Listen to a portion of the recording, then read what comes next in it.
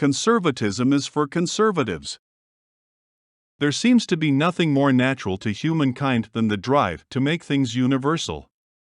We like to share our ideas and feelings. We hope others will embrace our way of thinking and share it. Social media has succeeded by exploiting this universal tendency to prefer homogeneity. Evangelical fervor is expressed particularly in the new convert. The newly loved, the new conservative, the new Christian, and even the new communist want to explain how they met this new person, faith, or how they arrived at a new understanding. Invariably, we find the experiences of the other person is not identical to ours. The other person may wish to correct our impressions, tweak our ideas, and teach us how to better understand what we have experienced. However, our feelings are as difficult to impart to them as theirs are to us.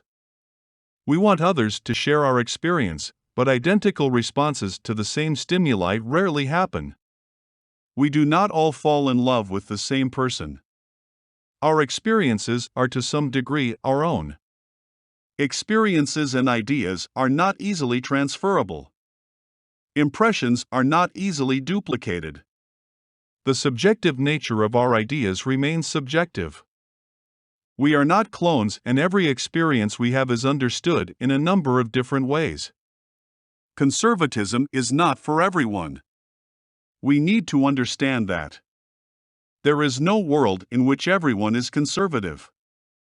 There will always be division. There will always be dissent. Conservative ought to understand that. Conservatism is uniquely designed to suit conservatives.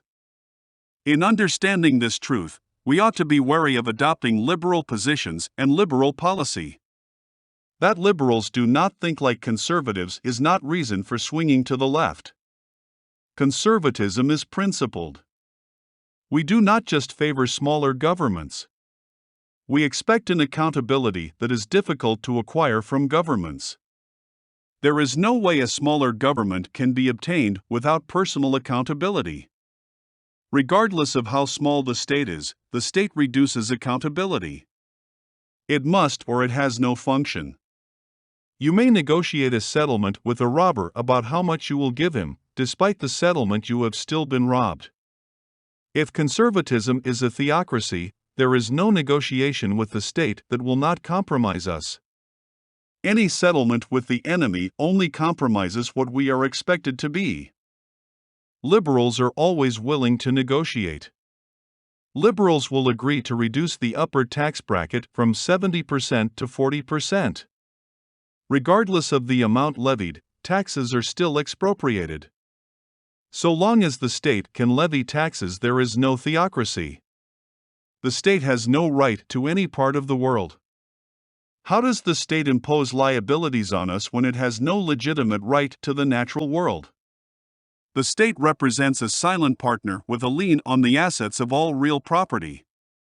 Liberalism is the philosophy of narcissism. Freedom is a code for entitlement. Rights are attached to existence. No one has to work for their rights. To have free speech is to have a right that comes with your humanity. Yet, no one actually believes in free speech in the absolute sense. The justifications and rationalizations and arguments liberals make are legion, but the arguments for rights come down to one central argument. Liberals assume humans have intrinsic value. All social justice is grounded in the hypothesis that all humans are entitled to the same basic rights. Social justice means the state is justified in transferring wealth from those who have more than they are entitled to those who have less. Conservatives are persons who reject the narcissistic narrative. Conservatives do not think they are entitled to what others have. At the same time, conservatives have bought into the liberal narratives on rights. However, the kind of rights conservatives subscribe to differs somewhat from those the left claim. Rights for conservatives are voiced as negative rights, whereas liberals believe in positive rights. Negative rights mean no one owes us anything. If we want something, conservatives believes it must be worked for. The person who created the thing taken must be paid market value for it. This is why the mechanism of the market are important to conservatives. Negative rights mean we are protected from the expropriations of liberals. At the same time, it is difficult to have a negative right without an implicit positive right. The right to life means no one has the right to take your life, but it still implies it has intrinsic value and is to be protected. This is still better than the liberals' doctrine of positive rights, as in the right to repartitions, or reconciliation, or special protections for certain groups. If we have a right, it is a right to what we pay for.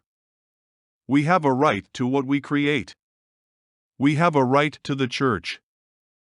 We have rights under God to the kingdom of God. We have a right to live right, but only if we are on the right. Living right means we live by the dictates of what is called the market. We are buyers or sellers at any given moment in time. Our role fluctuates but must remain in harmony. But the market is not sufficient to meet the needs of the liberal agenda. To be a liberal is to engage in some level of socialism. If there is no social justice guided by a social agenda, we do not have liberalism and there is no debt. Freedom is a physical condition, not mental. When liberals talk about freedom, they are talking about a physical condition. This is why the idea of freedom is tied up with prosperity and being liberated from the constraints of market accountability. Freedom in the liberal utopia means never having to pay the costs of what we do. To be free physically requires resources. One is not free if the resources you need are owned by another person. Ownership is a word that corresponds with having resources under your control. So freedom is deeply concerned with the issue of ownership and who owns what. Managers are not owners, they are subject to the owner. The power of the manager is derived from his control over property owned by someone else. Managers are subjects who have administrative control over a portion of an owner's estate. Most people are subjects. Their property and power is derived from higher authority, usually the state. Liberals' understanding freedom puts them under the authority of a state. This suggests that freedom is not an ideal one ought to seek. But if not, what is the first-order principle? It's a question many philosophers have discussed.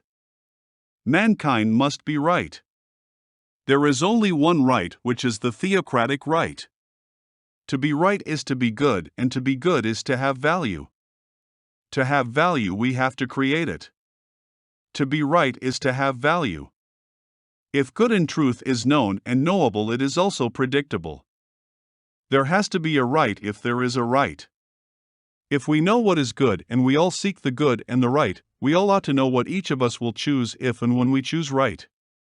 For example, were we to see a wallet on the table, we would not take it, because we know the wallet is not our own. And this goes for everyone on the right. A product that is in its raw state has less value than a more refined product. The refined product has been processed. Processed products are more usable and therefore has more value.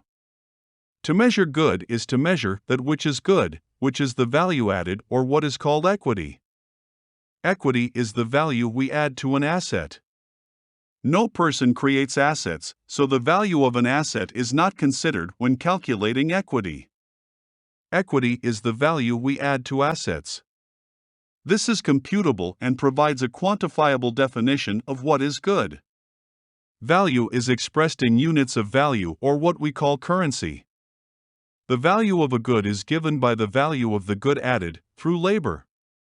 The value added to flint, to create an arrowhead, is defined by the value of the labor added to the raw material of the flint. If OG chips out an arrowhead and his neighbors pay him a rabbit for an arrowhead, the value added to the flint is equal to a rabbit. With the use of money, the precision of value determination has multiplied many-fold. Labor is quantified in a precise way. However, if value can be precisely quantified and assigned to the creator of that value, there is no room for liberalism and its social agenda. Conservatism can only be for conservatives. To put it simply, liberals live as parasites and conservatives live right. It is not possible to live right as a parasite or social justice warrior. Value is earned, it is not inherent. To have value divides one from those who are debtors. The real division between a liberal and a conservative is the state of their accounts. Conservatives have value and liberals do not, they are in arrears. One must buy their way into the right. This makes conservatism for conservatives and not suitable for liberals.